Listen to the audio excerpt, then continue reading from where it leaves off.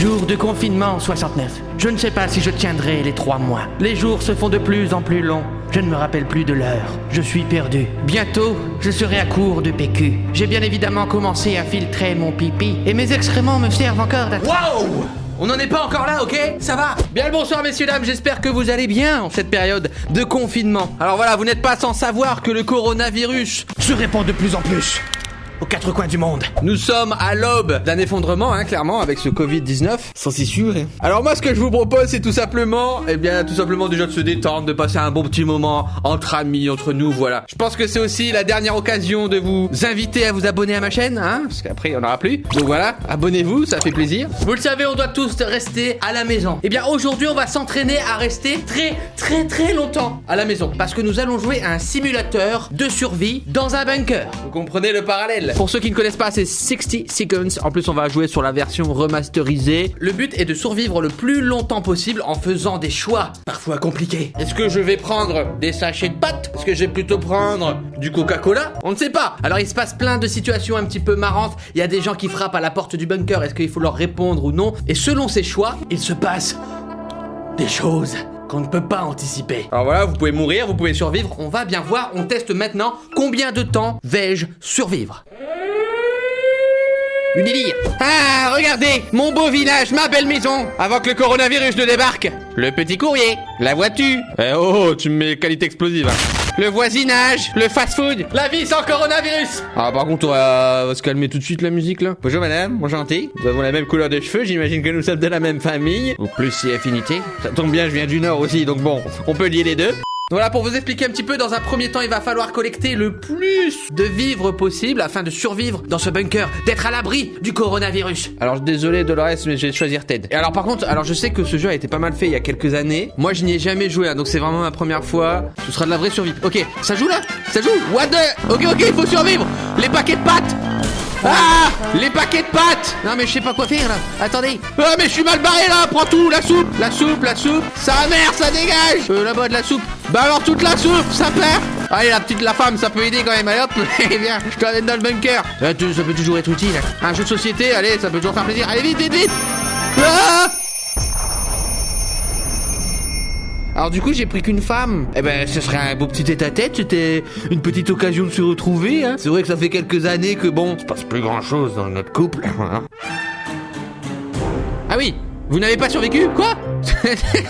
Je suis déjà mort? Partagez votre aventure. Bah du coup non, ou alors c'est parce que je devais sauter dans le trou peut-être. Il y a que ma femme qui est dedans finalement. Bah j'espère que s'il y a une épidémie de coronavirus, ça va pas se passer comme ça pour moi. J'espère survivre un petit peu que Day One quand même. On va essayer, on n'a rien vu, voilà. Ok, hop, on prend la petite soupe, petite femme. Ça dégage, allez.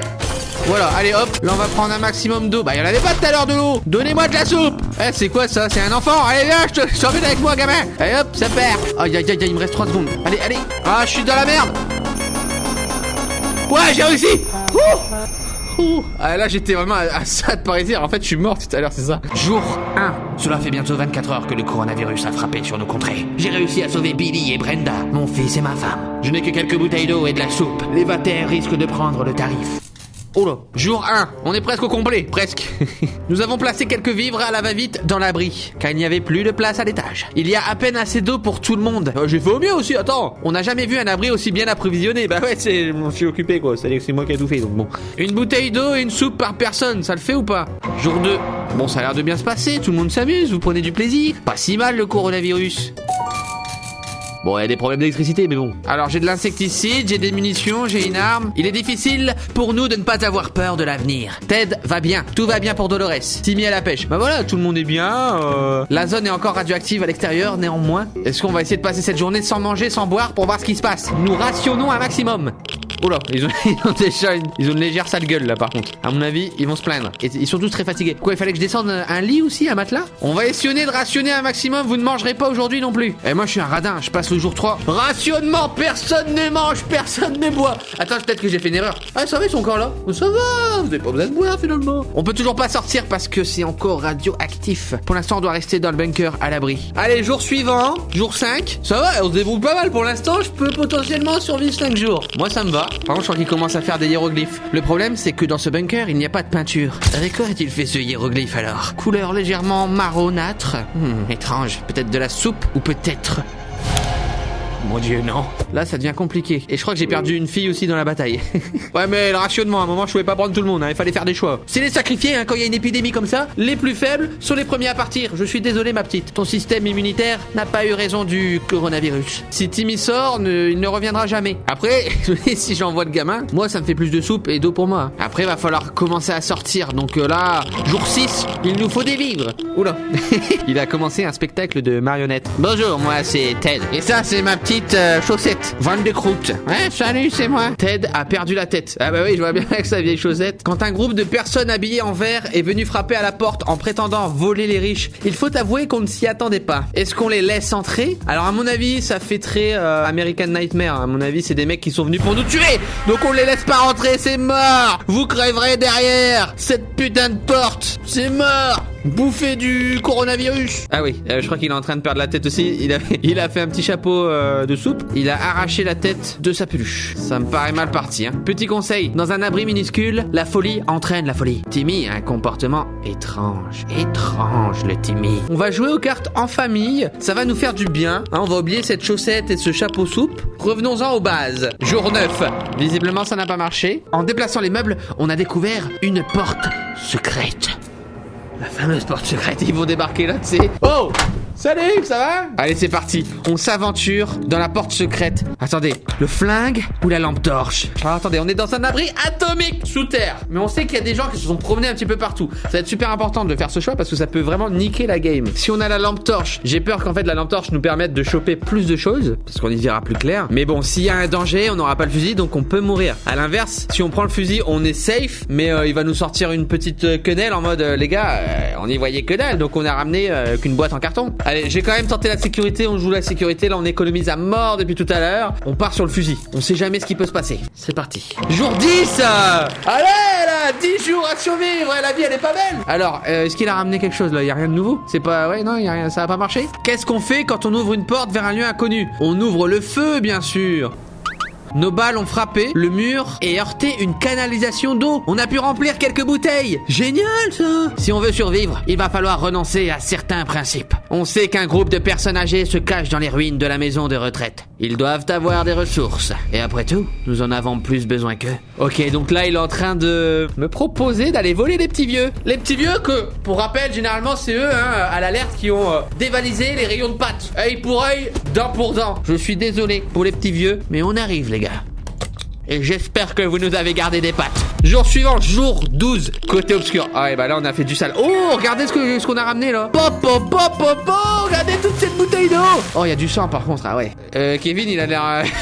il a l'air vénère. Et Kéké? Ah non, il est juste dans la folie, ça va. On a ramené du sale. Il fallait le faire pour notre famille. Mieux vaut ne plus en parler. Ok, on a ramené 4 bouteilles d'eau, mais on a fait du très très sale. Mais les gars, c'est la fin du monde. Je veux dire, moi j'ai ma famille, il faut que je me défende. À un moment, je ne peux pas être qu'amour. Je veux dire, il faut s'imposer. On est au jour 13, les gars. Je pense que s'il y a un truc qu'il faut tenter, c'est maintenant. C'est Dolores qui est dans la meilleure des formes, qui a bien tenu pendant ces 13 jours. Tu pars en expédition. Allez, elle va revenir. Jour 14. Oh non!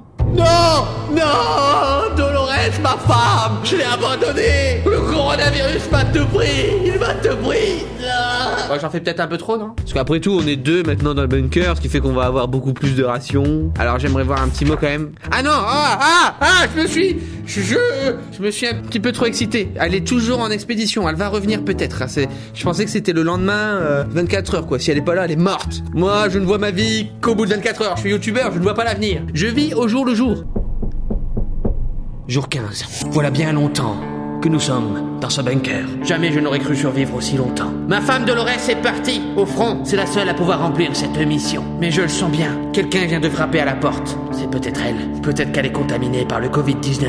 Je dois savoir. Alors qu'on s'apprêtait à entamer notre fameuse discussion au sujet du seul livre qu'on a tous lu, l'annuaire, on a été interrompu par un cognement insistant à la porte. Il s'agissait d'un autre groupe de survivants. Ils ne s'étaient pas aussi bien sortis que nous et ils ont demandé si on avait des provisions à leur donner. Bon allez, pour se dédouaner un petit peu de ce qui s'est passé avec les petits vieux, on va leur donner une bouteille d'eau. Oh, il a l'air d'aller mieux. Il va carrément mieux, il a juste soif, regardez, ça se passe très bien. Lui pareil, il y a des petits dessins là, c'est quoi? C'est du jaune? Attendez, j'ai du marron à droite, du jaune à gauche. Est-ce que vraiment c'est ce que je pense? Les réfugiés étaient émus aux larmes lorsqu'on leur a donné quelques-unes de nos maigres provisions. Oh non, j'ai fait le bon choix les gars. Je me suis fait des copains. On a survécu à la fin du monde, mais le gros câlin du réfugié a presque manqué de nous étouffer. Avant de partir, l'un d'entre eux a insisté pour nous offrir une radio. Mais c'est ça qu'on avait besoin, il nous fallait une radio? Bordel de merde. Alors si ça c'est pas une réussite, obtenez une radio pour établir un contact avec l'armée. Bah c'est bon, on va appeler l'armée. Ok, il y a quelqu'un qui veut nous échanger des munitions. Ah mais gros, jamais tu donnes des munitions à quelqu'un. Tu quoi, tu veux que je charge son canon et je le mette sur ma tempe aussi? C'est mort, il dégage, va te faire foutre, enculé. Casse-toi de mon bunker. Les nouvelles sont bonnes, les retombées radioactives sont presque dissipées. Il est désormais beaucoup plus sûr de voyager à la surface. Ah,